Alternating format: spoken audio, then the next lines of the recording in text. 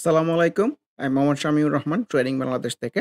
আশা করি সবাই ভালো আছেন। ১ম এই বলতে চাই ট্রেডিং বাংলাদেশ ছোট পরিসরে ২ টি কার্যক্রমের সাথে যুক্ত আছে। একটি অনলাইন ওয়ার্কশপ সার্ভিস, অন্যটি স্টক সাজেশন। দুটোই নামমাত্র মূল্যে পেইড সার্ভিস। ২ ঘন্টার মাত্র ২ টি সেশনের মাধ্যমে এই ওয়ার্কশপটি ডিজাইন করা হয়েছে। স্টক প্রাইসের বেসিক ক্যারেক্টারিস্টিক্স এবং কিছু ইফেক্টিভ স্ট্র্যাটেজির কম্বিনেশন করে এই ওয়ার্কশপগুলো ডিজাইন করা।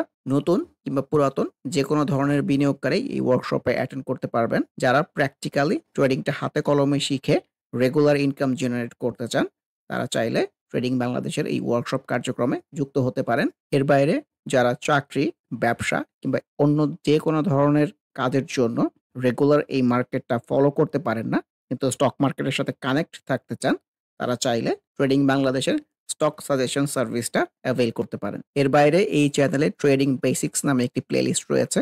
এটি মূলত ট্রেডিং শেখার প্লেলিস্ট। ক্যান্ডেলস্টিক এবং এর বিভিন্ন প্যাটার্ন, বিভিন্ন effective strategy, for example moving average trading strategy, upswing এর বিভিন্ন ফেজ এবং এই ফেজে ট্রেড প্ল্যান করার কোনো স্কোপ আছে কিনা, কিংবা বাউন্স ব্যাক ক্যান্ডেলগুলো কেমন হতে পারে, এসব সহ ট্রেডিং সংক্রান্ত বিভিন্ন বিষয়ের উপর ভিডিও দেয়া আছে। যে যেখানে আছেন সেখান থেকেই ট্রেডিং বেসিক্স প্লেলিস্টটি ফলো করে ট্রেডিং সম্পর্কে আইডিয়া নিতে পারেন। আলোচনার শুরুতেই বলতে চাই যে ট্রেডিং বাংলাদেশ যে কিছুদিন আগে একটি পোল ক্রিয়েট করেছিল, সেটার রেজাল্ট নিয়ে একটু বলতে চাচ্ছি। এখন পর্যন্ত মেজরিটি, আমি বলবো একটু বিগ মার্জিনের মেজরিটি, 62% কিন্তু অলরেডি এই চ্যানেলটা ফলো করে ইনকাম জেনারেট করতে পারতেছে। আলহামদুলিল্লাহ, খুবই ভালো বিষয়। আর যারা এই চ্যানেলে এসে নেগেটিভ কমেন্ট করেন তাদের উদ্দেশ্যে বলতেছি যে ম্যাক্সিমাম লোকজনই কিন্তু ইনকাম জেনারেট করতে পারতেছে। আপনি যে নেগেটিভ কমেন্ট করে যাচ্ছেন, এটা দেখে কিন্তু তারা বিরক্তও হতে পারে।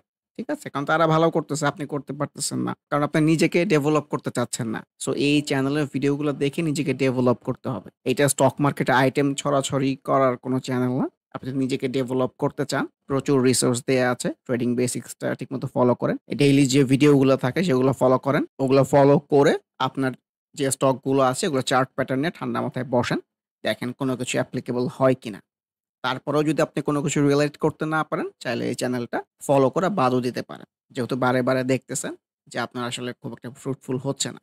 তো আমি এইটুকু বিশ্বাসের সাথে বলতে পারি যে আপনি যদি প্র্যাকটিক্যাল ওয়েতে মানে ট্রেডিং এর পার্সপেক্টিভ থেকে মার্কেটটা নিয়ে ভাবতে চান, এই চ্যানেলটা ডেফিনিটলি আপনাকে হেল্প করবে। কারণ তার প্রুফ কিন্তু এই পোল। লাস্টের দিন তো আমরা আসলে লো পেইড আপ ক্যাপিটাল স্টকের কিছু মুভমেন্ট দেখেছি। তো আমি পার্সোনালি আসলে লো পেইড আপ ক্যাপিটাল স্টক নিয়ে খুব একটা ভালো বুঝি না। আমার কাছে মনে হয় লো পেইড আপ ক্যাপিটাল স্টক গুলা একটু whimsical আচরণ করে। সবসময় যে চার্ট প্যাটার্ন মেনে চলে এরকম আমার কাছে মনে হয় না। সো আমি আসলে নিজের কনফিডেন্সটা ওইখানে গ্রো হয় নাই লো paid up capital A. So এইজন্য আমি খুব একটা বেশি কিছু বলতে চাই না। তার মধ্যে যতটুকু আমি ক্ষুদ্র জ্ঞানের চেষ্টা করেছি যে উইকলি ভিডিওতে আপডেটটা দেয়ার। সো অনেক লো পেইড আপই প্রমিসিং অবস্থায় আছে। অনেকগুলোর মধ্যেই গতকালও আমি বাউন্স ব্যাক দেখেছি। সো একটা বিষয়ে বলতে চাই যে লো পেইড আপ ক্যাপিটাল স্টক সবগুলাই কিন্তু মুভিং এভারেজ এর নিচে। সো মুভিং এভারেজ পর্যন্ত কিন্তু ইনিশিয়াল টার্গেটটা হতে পারে। মানে আকাশ কুসুম না ভেবে প্র্যাকটিক্যাল ওয়েতে এইভাবে চিন্তা করা যেতে পারে যে মুভিং এভারেজ 20 এবং মুভিং এভারেজ 50 এগুলাকে সাকসেসফুলি ক্রসিং দিয়ে উপরে যেতে পারে কিনা এটাই ওর সামনে মেইন চ্যালেঞ্জ।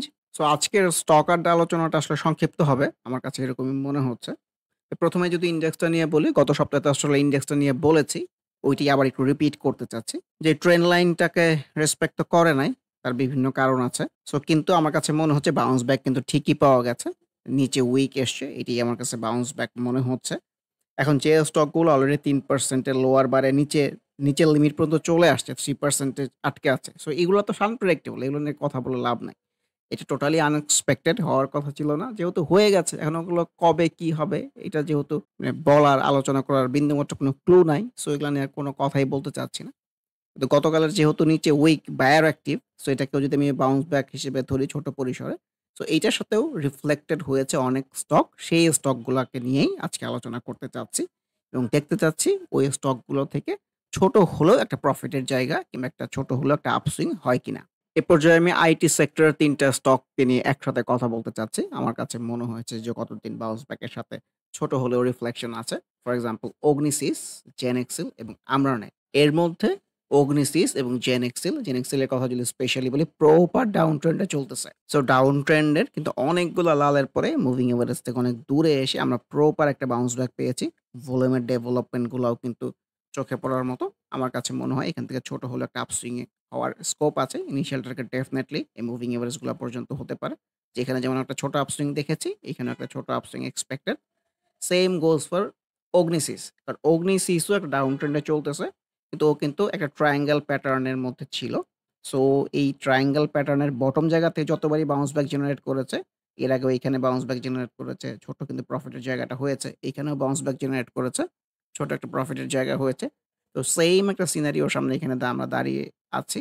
এখান থেকে একটা বাউন্স ব্যাক জেনারেট করতে পেরেছে। ভলিউমটাও কিন্তু একটু হলেও ডেভেলপ করতে পেরেছে। সো এখান থেকেও কিন্তু একটা আপসুইং এক্সপেক্টেড। এর বাইরে আমরা নেট কিন্তু একটা কনভেনশনাল সাপোর্ট জোন যেটাকে আমরা বলি, এই জোনেই কিন্তু আছে যে বারে প্রাইসটা এখান থেকে একটু হলেও উপরে গেছে। সো এখানেও একটা বাউন্স ব্যাক টাইপ সিনারিও এসছে। ভলিউমটাও কিন্তু রিসেন্ট টাইমস ডেভেলপ করতে পেরেছে। সো লেটস সি যে আপকামিং ছোট হলেও একটা আপসুইং হয় কিনা কিংবা একটা প্রফিটের জায়গা হয় কিনা এই স্টকগুলো থেকে। এরপর যে টেক্সটাইল সেক্টর ২ টা স্টক নিয়ে বলতে চাচ্ছি, Malek spinning and Paramount textile limited. So Malek spinning এর এই ৩ দিনের প্যাটার্নটাকে আমার কাছে ভালো মনে হচ্ছে। এই যে ডাউন সুইং এর পরে কিন্তু একটু উপরের দিকে যাওয়ার ইনটেনশন ছিল। স্ট্রং একটা গ্রিন ক্যান্ডেল আমরা পেয়েছিলাম। তারপরের দিনের ক্যান্ডেল কিন্তু ভালো আসেনি। আসলে এই ক্যান্ডেলের মধ্যেই কিন্তু নতুন করে ভলিউমটা ডেভেলপ করতে পেরেছে। তারপরের দিনের ক্যান্ডেল কিন্তু ভালো আসে নাই। কিন্তু তারপরের দিন কিন্তু একটা সুন্দর বাউন্স ব্যাক ক্যান্ডেল এসছে। যেটাকে আমি রিটেস্ট সিনারিও বলতেছি। ভলিউমের অ্যাক্টিভিটিটাও সুন্দর আছে। সেরকম রিটেস্ট সিনারিও পাওয়া গেলে কিন্তু আমরা একটা আপসুইং দেখি। লেটস সি যে এখানে এই আপসুইংটা মালিক স্পিনিং এর ক্ষেত্রে জেনারেট করতে পারে কিনা। তো মালিক স্পিনিং এর সামনে কিন্তু রেজিস্ট্যান্স এর জায়গা আছে। একটু স্ট্রং রেজিস্ট্যান্সই বলবো। যে এই লেভেলটাতে রেজিস্ট্যান্স এর জায়গা আছে যে দেখা যাক ইনিশিয়ালি এই পর্যন্ত যায় কিনা। এই রেজিস্ট্যান্স যদি সাকসেসফুলি ব্রেক করে একটা রিটেস্ট সিনারিও দিয়ে যদি বাউন্স ব্যাক করতে পারে এখান থেকে কিন্তু আরো উপরে যাওয়ার স্কোপ থাকবে। পিটিএল এর কথা যেটা বলতেছি এইটাও কিন্তু একটা proper bounce back scenario. Most important এই স্টকটা কিন্তু ট্রেন্ডই আছে। এই যে আপসুইং, ডাউনসুইং, আপসুইং, ডাউনসুইং করে উপরের দিকে যাওয়ার ইনটেনশন। ভলিউম গুলো যত খুবই সুন্দর আছে। লেটস সি এখান থেকে প্রপার একটা আপসুইং জেনারেট করতে পারে কিনা। এ পর্যায়ে প্রপার ডাউনসুইং এ চলতেছে এরকম ২ টা স্টক নিয়ে কথা বলতে চাচ্ছি। সিভিও পিএরএল অ্যান্ড লেগাসি ফুড। বোঝাই যাচ্ছে যে মুভিং এভারেজ এর নিচ দিয়ে কন্টিনিউ করতেছে। স্পষ্টত এটা একটা down trendy stock. Legacy food কিন্তু এখানে একটু বাউন্স ব্যাক এর উপরে যাওয়ার চেষ্টা করছিল। আবার কিন্তু এই যে সেল সিনারিও টাইপ হয়ে মুভিং এভারেজ এর রেজিস্ট্যান্স পেয়ে প্রপার কারেকশন এ চলে আসছে। সো গতদিন কিন্তু ইন্ডেক্সের সাথে রিফ্লেক্টেড হোক আর না হোক, আমার কাছে মনে হচ্ছে যে সুন্দর একটা বাউন্স ব্যাক জেনারেট করতে পেরেছে ২ টা স্টকের মধ্যেই। লেগাসি ফুডসের মধ্যে সুন্দর বাউন্স ব্যাক আছে, ভলিউমটাও গেইন করতে পেরেছে।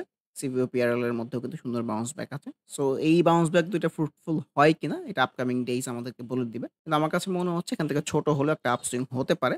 Same goes for সিভিও PRL. Let's see যে আপকামিং ডেইজ এই স্টক দুটো কেমন বিহেভ করে। এ পর্যায়ে ব্যাংক সেক্টরের ২ টা স্টক নিয়ে বলতে চাচ্ছি। ঢাকা ব্যাংক এবং ন্যাশনাল ব্যাংক লিমিটেড। ২ টার মধ্যে উল্লেখযোগ্য বিষয় হচ্ছে ভলিউমের ডেভেলপমেন্ট।